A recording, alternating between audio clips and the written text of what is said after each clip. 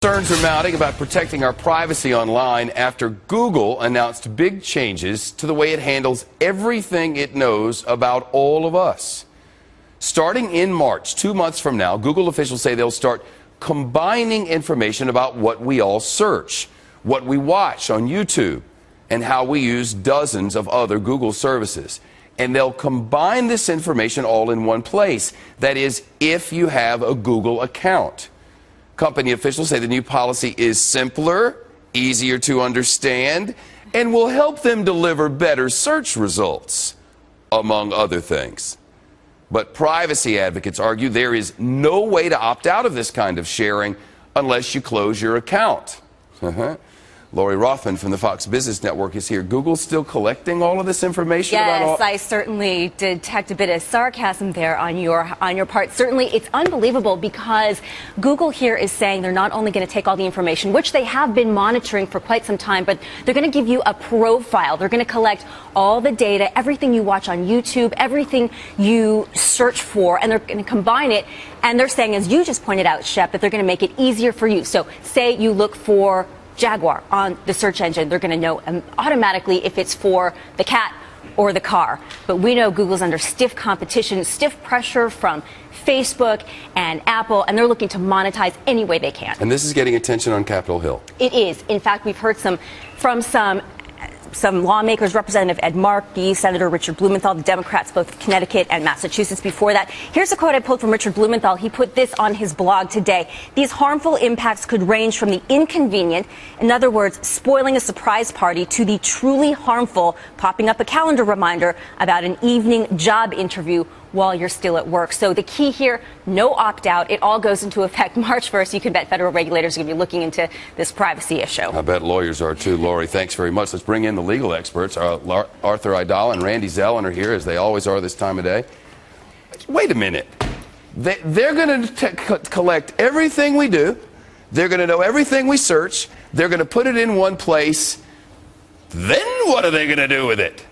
Then what are they going to do? Then who are they going to sell it to? How valuable is this? And how dare they, one might ask, collect all of that stuff about us when they have a monopoly on the whole dang thing? Well, that's the question. That is the question.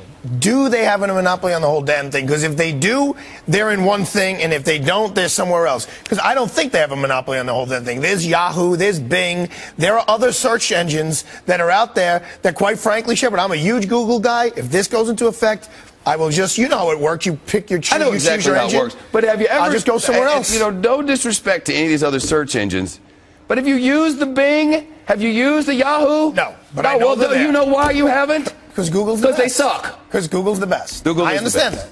But if all of a sudden millions of people start going to the Bing and start going to MSN and start going to other places, you watch them improve in their quality of product in the other ones, because I won't use Google anymore. Well, you know what, though? They've already got it. They have all this information on stuff we've been doing forever. The one thing they haven't yet done, as far as we know, is combine it all in one place. If I want a more intuitive experience, I'll talk to myself. Just what I need.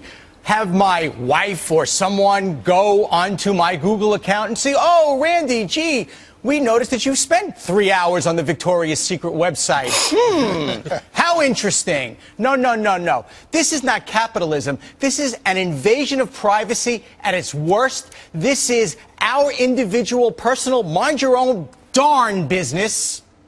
Not at the expense of capitalism, at the expense of leave me alone. And you know what, Jonathan? It's maybe I want that sort of better interactive experience. Maybe if I'm searching for a Jaguar car that I want to buy, and the next time I search for maybe I want that sort of experience. But if I don't, shouldn't I be able to say, I don't want that. I want to opt out of this. I'll take my chances the old way. It is the way of the world, and I think if you do these things, that's what's going to happen. I'm not sure we can fight it.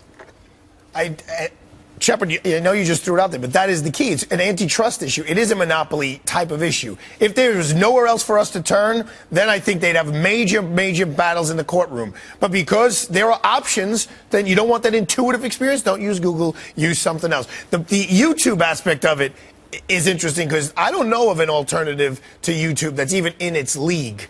They're monitoring that as well. That is something that would fall into that monopoly. You know how you opt out if you want to opt out. You close your account and you don't go there anymore. That's it. And then your experience isn't going to be what it was because they have everything. Well, hopefully, through capitalism, the other guys will have Yeah, everything. they Yahoo will have become the everything, MSN will have Netflix of everything. search engines, maybe. We'll see. We'll see.